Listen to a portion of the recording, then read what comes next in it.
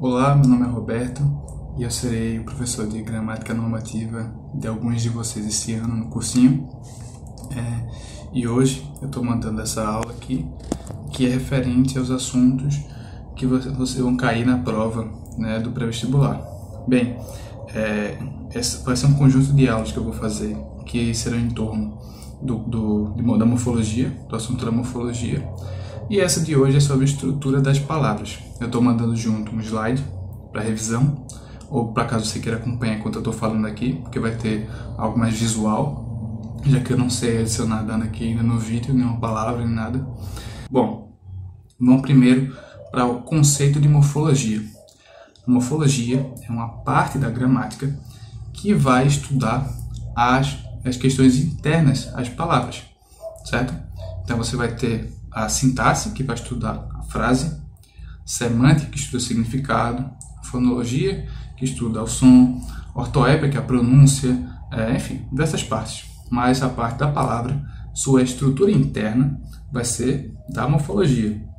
Então, classe de palavras, composição, derivação, sufixo, prefixo, flexão, tudo isso é da morfologia. Tudo que concerne tão somente a palavra, certo? Então, vamos lá. O primeiro termo que a gente vai trabalhar aqui é a raiz. Raiz vem da gramática histórica e está relacionada com a busca por uma origem de palavras no latim, que se manifesta até hoje no português, ok? Então você tem no latim, por exemplo, isso está no slide também, nocere, que é um verbo, certo? E você tem palavras derivadas dele com um significado similar ligadas a perigo, periculosidade, que são inócuo, inocente, nocivo, certo?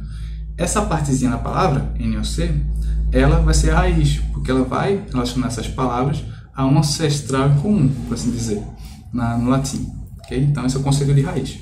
Mas, como a gente lida com a língua como ela é hoje, a gente vai trabalhar com o conceito de radical. O que é o radical? Quase a mesma coisa que raiz, sendo que não estamos preocupados com história.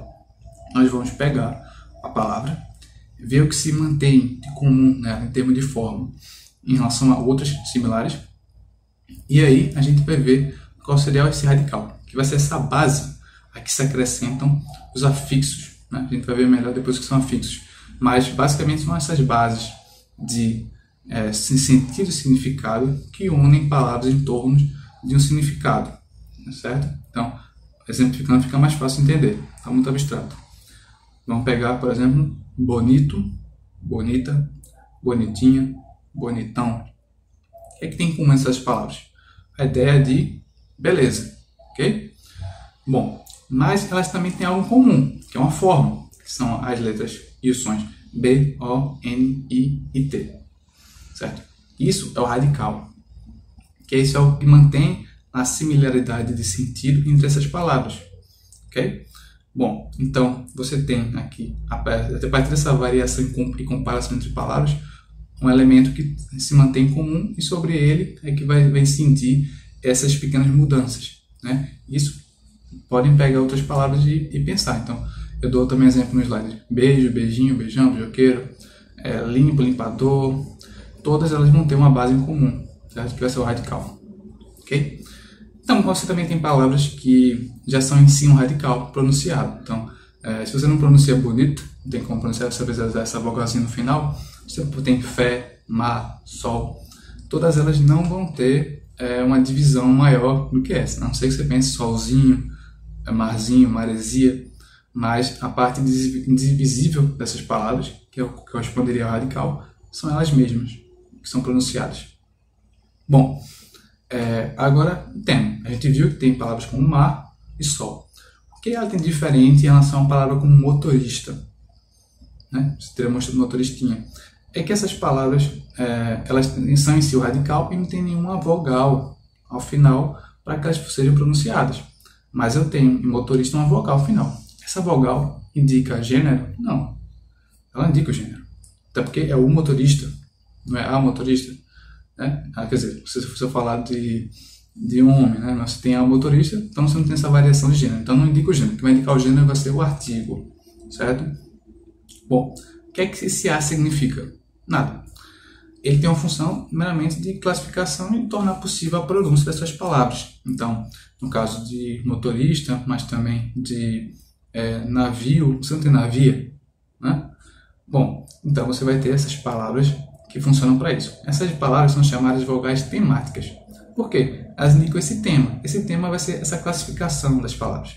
Então você tem, no caso de substantivos, 3 vogais que cumprem essa função. A, pense, por exemplo, em vaca, motorista. E, pente, dente. O, lobo, navio, como já disse, barco, certo? Ah, mas você vai pensar assim, tem palavras que terminam com I e com U.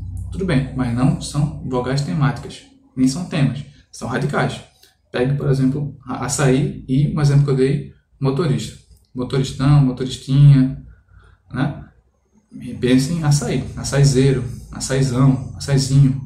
Perceba que se mantém o I no final. É uma coisa se pegar urubu, pegar timbu, timbunzinho, timbunzão, tupi. Você também vai, se você tentar modificar a palavra, você vai ver que se mantém essa vogal final, ok?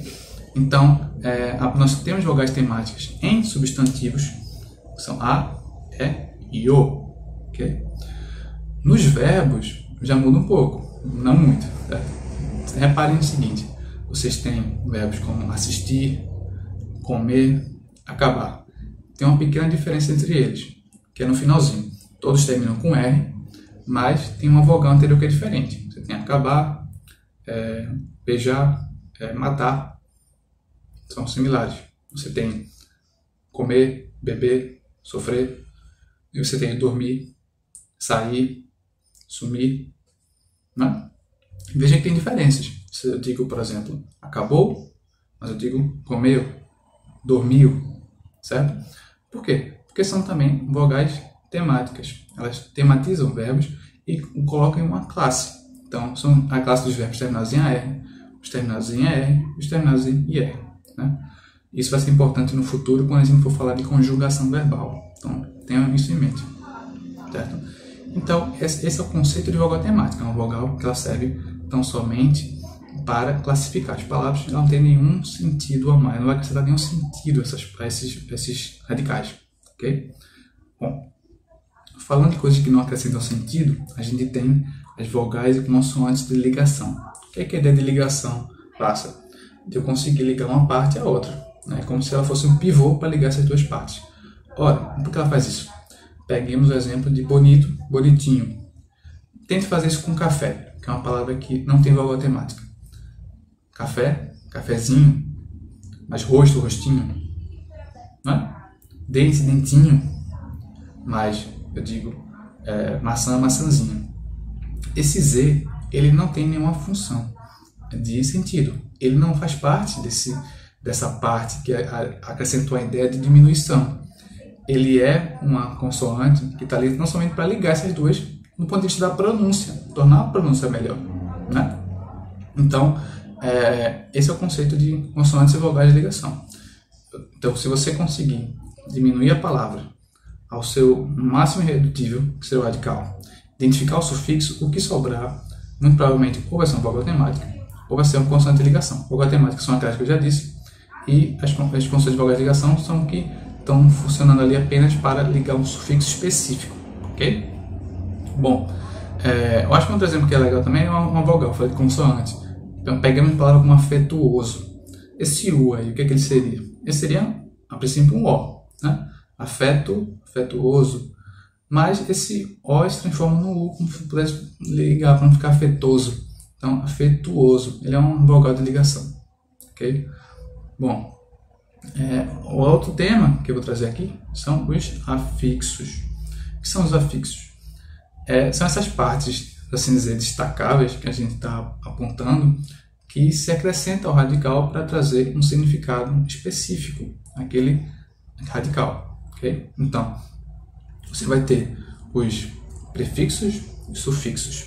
Eles são classificados conforme onde eles entrem para compor a palavra. Então, se eu tenho um radical como ser certo, aliás, não é certo, o O seria a vogal temática, certo, eu acrescento o in, que seria a negação desse certo, o incerto, eu tenho um prefixo porque ele está acrescentado antes do radical. Mas se eu acrescento depois do radical, é um sufixo. Então, o esa, como em beleza, certeza, ele é um sufixo porque está depois do radical à direita, certo? Então, esses são os conceitos básicos que a gente vai ter para começar a aprofundar a partir de agora, ok? Então, na próxima aula, a gente vai tratar desinência, flexão, derivação, e é bom que vocês tenham praticado e tenham entendido bem a diferença entre esses termos, isso é importante, certo? Então, exercitem, estudem, revisem, e a gente se vê na próxima aula. Obrigado.